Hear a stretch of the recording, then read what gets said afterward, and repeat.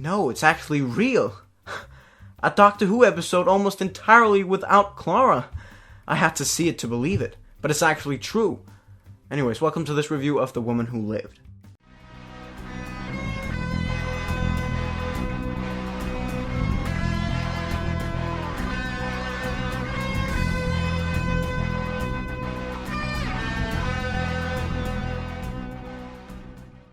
Yes, that's right, everybody. Welcome to this little review of The Woman Who Lived. As always, I will be giving you my full opinion on this episode and rating it and all that fun stuff. But before then, I will just, like usual, give you a little recap of the episode. So let's go. The episode starts with the Doctor traveling on his own to the 1600s London, where he encounters the immortal Ashildra. Over her years of everlasting life, she has lost many of her memories and has isolated herself in order to avoid the pain of losing loved ones. She begs the Doctor to take her away from this world, but he refuses.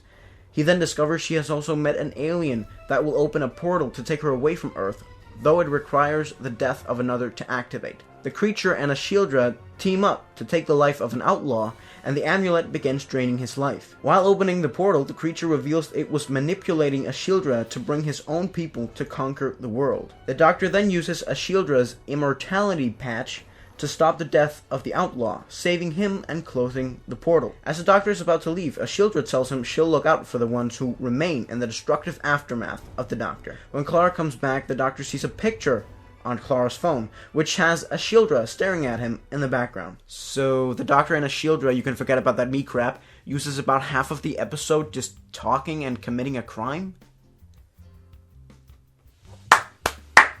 Bravo! Bravo, Catherine Tregenna. You are an absolute genius. Sarcasm may be intended. I feel like the dialogue was written very poorly, which overall sunk the quality of this episode. Now, this was really a shame because the plotline for this episode was pretty strong. The plot about a nice young girl who turns evil because of her everlasting immortality and then almost brings the destruction of the entire world seems like a pretty exciting Doctor Who episode to me. But the poorly written dialogue and incredibly high music really just made this episode a mess. Really though, I'll try to illustrate it for you.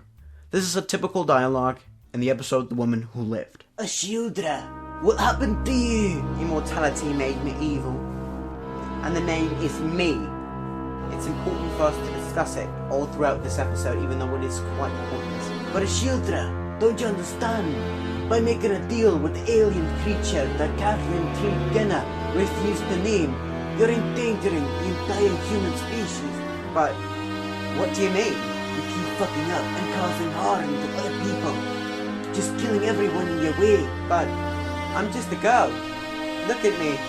Aren't I pretty? That's why we will all feel sorry for you and sympathize with you, even though there is no real reason for it. Great! By the way, let's talk about Maisie's role in this episode and in this two-parter. Before I start talking about her character, I just want to clarify that I have absolutely nothing against Maisie Williams as a person. The things I said in my last review were all just for fun. I really have nothing against Maisie Williams. She's a very talented young lady. Alright, let's talk about her character. I feel like Ashildra in the second part of this episode has become really irritating. But the Doctor Who team expects us to empathize for her and to want her to succeed. But I really didn't. She almost brought the destruction of the world. And to be honest with you, after 800 years of living, she has just become a really annoying cunt. I really did not like her character. Anyways, my favorite part of this episode has got to be every single moment with the Doctor. Can we just talk about this for a second? Can we just talk about how freaking amazing Peter Capaldi is as the Doctor? It just feels right. It almost feels like I'm watching a classic Doctor. It's just amazing. Peter's performance in this episode was absolutely golden, and he really carried this two-parter. And even though I critiqued her character, I also want to give credit where credit is due to Maisie Williams, who did an absolutely amazing performance in this two-parter episode. Really a great job, Maisie. I gotta admit it. Also, Rufus Hound was amazing in this episode. I really did think so. Great job, guys. Alright, it's time for me to rate this episode. I'm gonna give this episode 3.5 out of 5 TARDISes. I was only gonna give this episode 3 out of 5, but because Clara is only in the episode for a couple of minutes, I instantly had to give this episode a higher rating. And I instantly fell in love with this episode merely for that fact. It was like we got a little taste of what it's going to be like when Clara actually leaves. It was amazing. I also really loved the CGI, the music, even though it was a bit too loud, and of course the editing of this Doctor Who episode. Bravo, Doctor Who team, you amaze me every single time. Anyways, I'll see you guys next time. Thank you so much for watching.